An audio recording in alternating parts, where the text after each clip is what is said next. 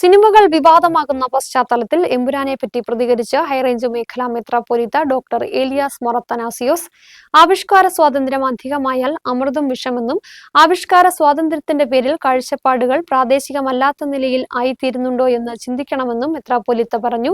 തെറ്റായ കാഴ്ചപ്പാടുകളെ തിരുത്താൻ സിനിമകൾ പ്രയോജനപ്പെട്ടേക്കാമെന്നും മെത്രാപ്പോലീത്ത പറഞ്ഞു. നന്മയും തിന്മയും ഉണ്ടാകാം.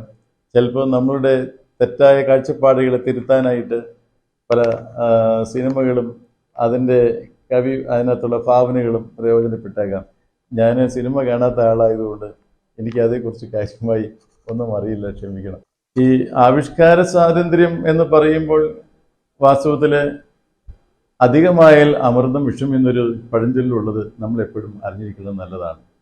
പലപ്പോഴും ആവിഷ്കാര സ്വാതന്ത്ര്യത്തിൻ്റെ പേരിൽ നമ്മൾ വഴിതെറ്റി പോകുന്നുണ്ടോ, നമ്മുടെ കാഴ്ചപ്പാടുകൾ പ്രായോഗികമല്ലാത്ത നിലയിലായിത്തീരുന്നുണ്ടോ എന്ന് ചിന്തിക്കുന്നത് നല്ലതായിരിക്കും.